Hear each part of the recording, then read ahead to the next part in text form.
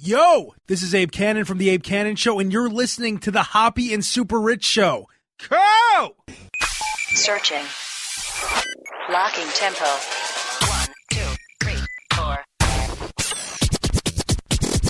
Somebody tell me where the party at, where the party at, where the party at. The Hoppe and Super Rich Show. Hoppe and Super Rich. Only on WNUR 89.3 FM.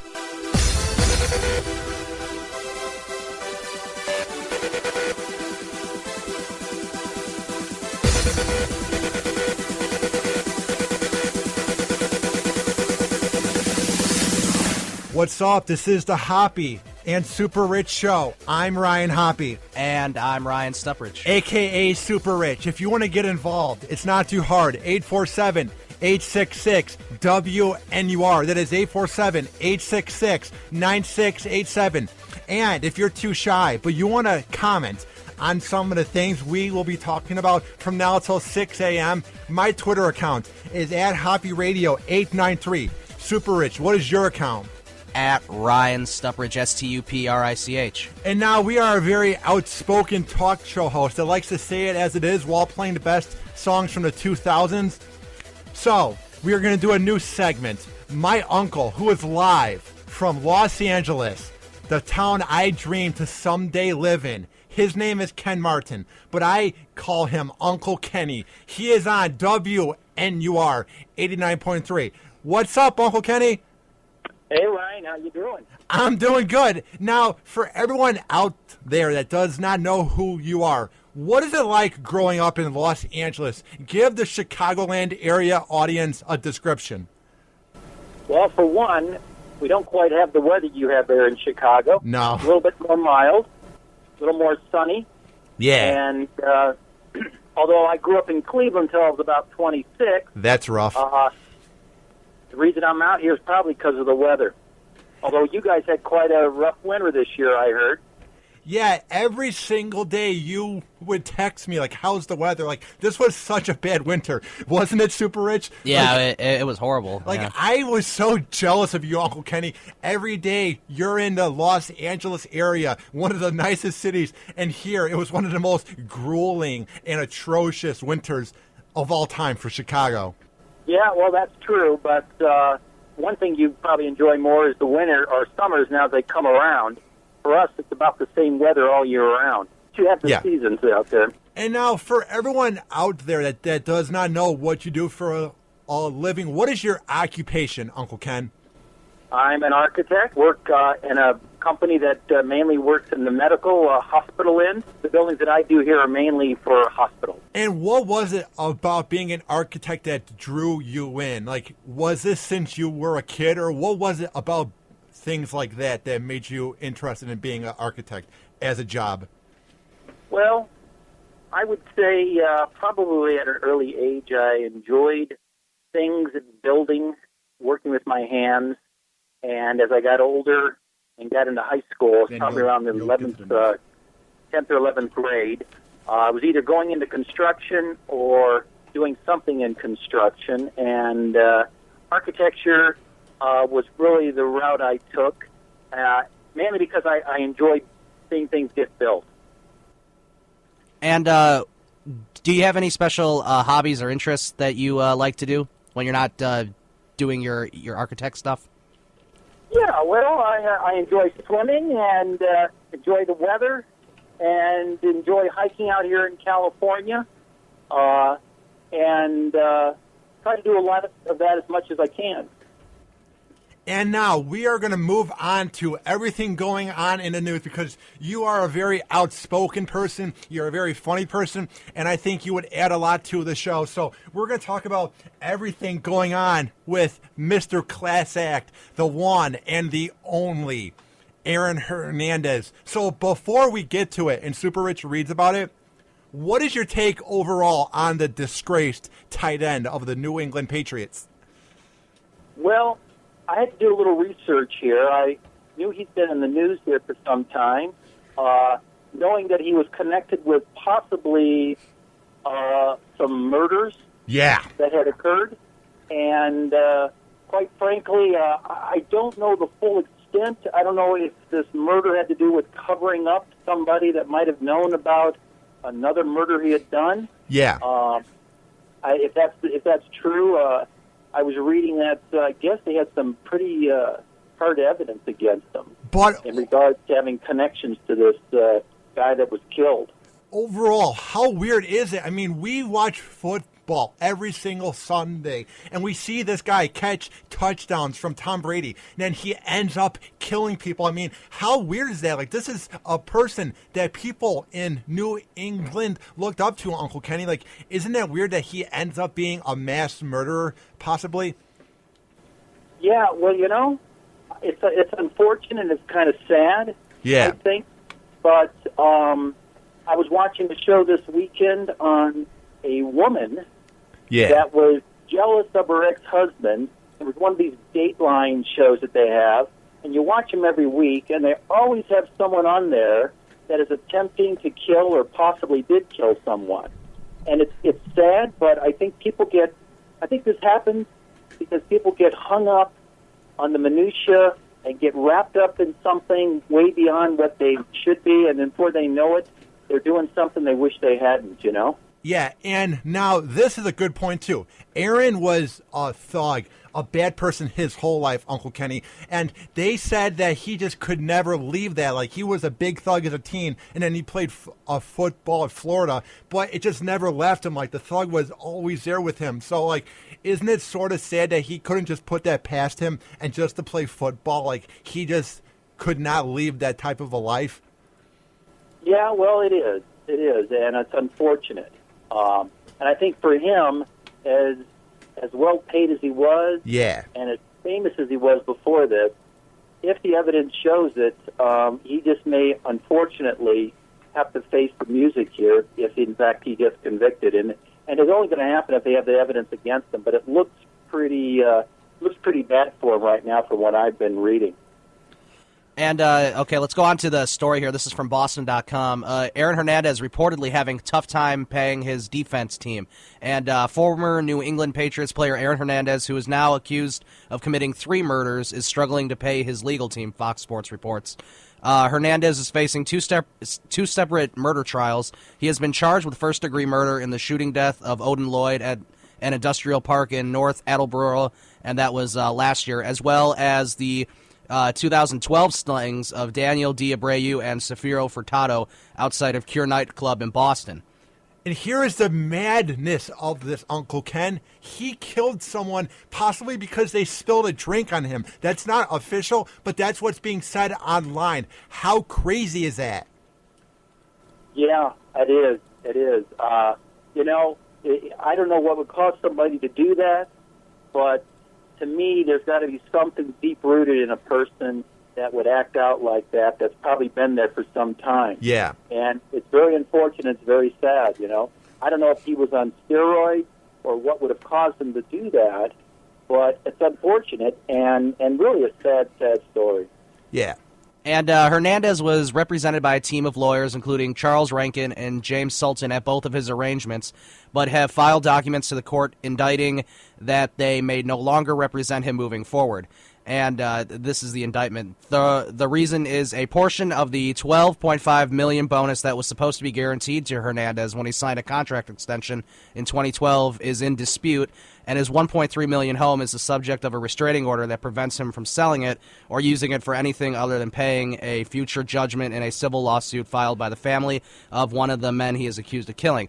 And the lawyers have reportedly asked the court to give Hernandez 60 days to sort out his finances and let the court know about the status of his legal team. I mean, it's just weird because he's not supposed to touch his house, Uncle Ken, because, like, the day that he was about to get caught, he brought in, like, a crew that was supposed to clean out his house completely. Like, how suspicious is that? Wouldn't you agree? Like, if you were innocent, you would have nothing to hide, and nothing would need to get cleaned. Wouldn't you agree with me?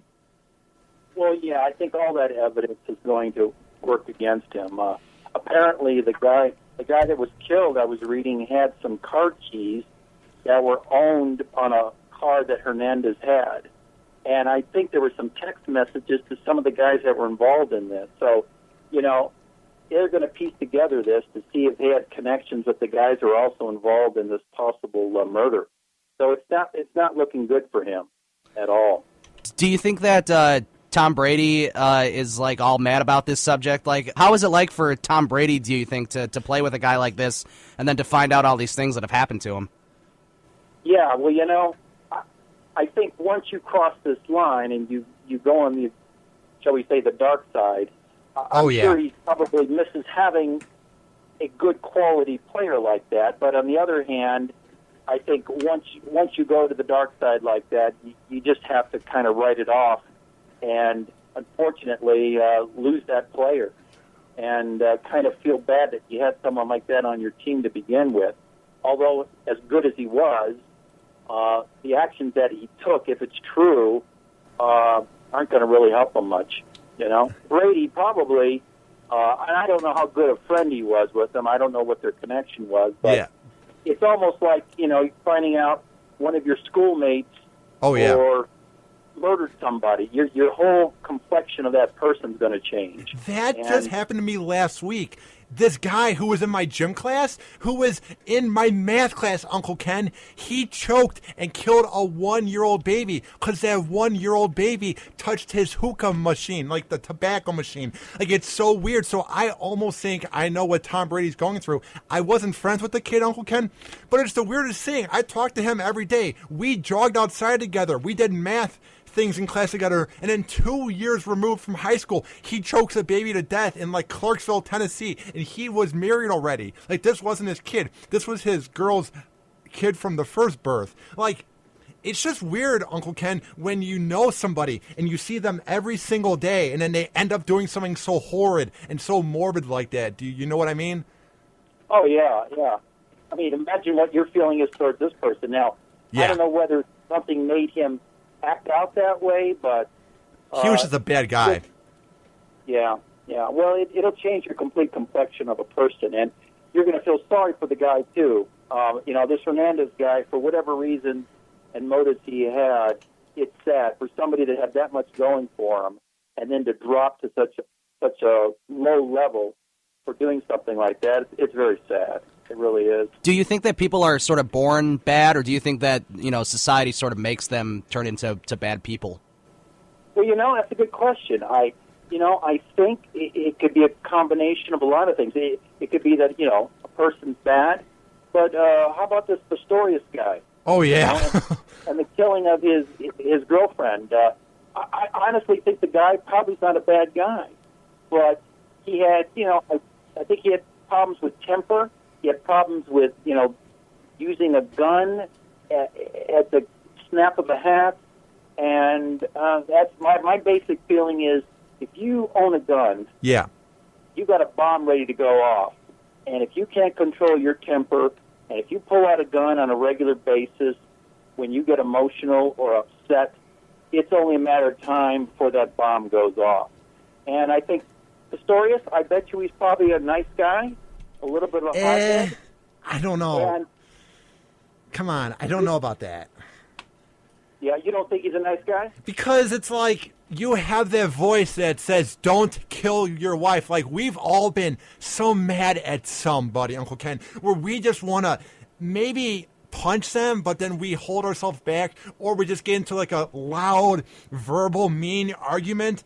But I've never, during those arguments or during those incidents, said, hey, I want to kill this person. And I've been really mad before. Everyone's been mad before. Super Rich has been mad before.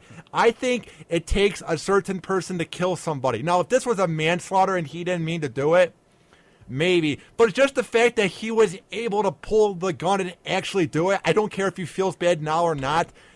There's something wrong with you if your brain mechanisms and your brain chemistry goes to that matter where you actually end up taking a life because you're that mad. Do you see where I'm coming from? Yeah, well, I think that's a possibility, although there's been a couple incidents, I don't know if you heard, where there were guns involved with people that probably were average Joe, average citizens. One was a theater where an ex-retired police officer shot the guy in front of him that had thrown some popcorn at him while he was texting, and the cop pulled the gun out and shot him one time in the chest and sat down like he was getting ready to watch the rest of the movie. There was another incident where somebody had a gun, and there were some teenagers in a car playing their music loud. And this guy took his gun out and started shooting at the car. Wasn't it in, like, Florida? I don't know where it was. I think it was in Florida, because crazy things like that always happen in Florida. Like, there's something wrong with Florida. Swear to God. Well, Florida gets a bad rap because of a lot of stuff that's happened there. Yeah. But my point is, if you own a gun and you have it out in public, if you have a concealed weapons permit, Trayvon Martin and the Zimmerman case, when you have that gun out there in public, my personal opinion is it's a bomb ready to go off. But, you know, especially if you get emotional, it only takes a few ounces of pressure, and you've just changed your life and possibly someone else's. And with Hernandez, though, I think when you do a premeditated kind of murder, if, in fact, he did that, that's a whole other story. Oh, yeah. Oh, yeah. Real quick, we want to get your take on the Santa Barbara University shootings that happened earlier last week, because that's sort of close to you, being in Los Angeles. Just overall, your take on it. Yeah, well, from what I saw on that, in fact, I went up there. I was up there that next day. Really? Went up there just nothing related to the shooting, but just went up there for a day trip. You know. Yeah. With my cousin out here and his kid, and of course there was no incident up there. You know, no evidence or anything where we went there. We weren't going up there to be looky-loos. But after seeing the videotape of that guy, it's an interesting psychological profile of what was in this kid's head. And I think it's very similar to some of these incidents that happened at Columbine, where some of these kids get this kind of narcissistic, kind of like, I'm going to go out with a big bang kind of a thing. I think this has been brewing for some time with this kid. And I think this one, in my opinion, was a psychological, disturbed kid that didn't know how to associate with people, and acted out and planned this over, I think, the last couple years. And unfortunately, although the police tried to, check on him, I don't think they were able to, you need a search warrant, you need evidence, and they just didn't have it, and he snuck through the cracks, and unfortunately this incident happened, And I don't think there's much you can do to stop that kind of a thing, I swear very, to very God. difficult. You are radio gold, because what you just said set off a point that I almost forgot about. You said that they just get crazy over time and they sort of plan it out, and it's like their last big bang. Do you think they want to go after this big bang because of the way that the media covers it, that you have such disgraces of publications like the New York Post giving him a name like the Virgin Killer, and having a screenshot of that creepy YouTube video on the cover of newspapers? Or, as now this is me saying it, not you, but you have those douchebags like Harvey Levin from TMZ that make them celebrities and they cover them for 40 minutes when we should be covering the victims that aren't alive anymore. Like, I think the way that the media, CNN, Fox News, HLN, good old Nancy Grace, everybody, Uncle Ken, almost everybody in the media makes them celebrities. So then what happens is these kids go, wow, James Holmes is a celebrity. We should not know James Holmes' names. We should not know the guy, Adam Lanza, who shot up the school in Pennsylvania. But then these guys go, wow, I'll never be good at anything in life. I might as well just take some lives, because then I can go out with a big bang. What do you think of that concept? Because that has been going around a lot lately. Well, I think there may be some truth to that, especially for these kids that are mentally disturbed. There was an incident out here in L.A. years ago where there were these basically, they called them drive-by shootings of cars pulling out a gun and shooting at somebody. They called it road rage. And it happened over about a month or so.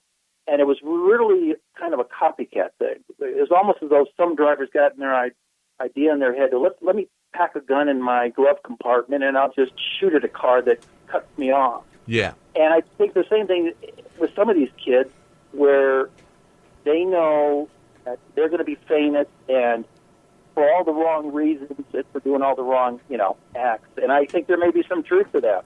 And now here's another point I have real quick. What do you think of this? This was in the Washington Post, and when I read this, Uncle Ken, I got so mad because the person, whatever her name is, whoever wrote it, she was such a disgrace to journalism. She took it back to prehistoric times, back to caveman times. That's how bad this article was. She blamed this virgin killer, the name they gave the guy, on the movie The Neighbors, because it came out and he possibly could have saw it. And the movie The Neighbors is about Seth Rogen and Rose Byrne. They move in next door to a bunch of frat guys who get laid a lot, like Zac Efron and Dave Franco. And she thinks seeing sex in movies and seeing that in the media and seeing it in commercials and TV shows and maybe even watching pornography drove him to it.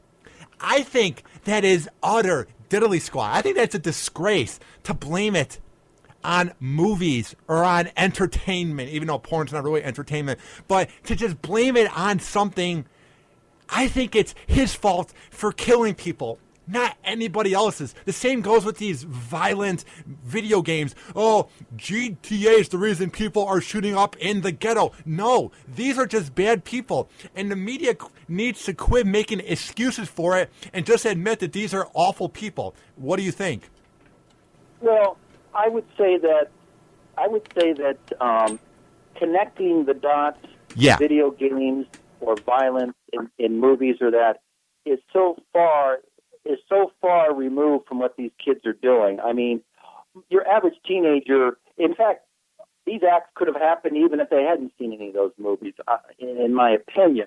But I think really in most of these cases, Columbine, this kid up there in Santa Barbara, and even this kid in Connecticut, the big link is the mental disturbed mind of these kids. There's something in them, and it's so hard to read, and you wish you could stop it before it happens, but it's really a problem, a mental problem in these kids' minds that causes this, and it's really hard to stop. And I don't blame it on movies, and I don't blame it on violence.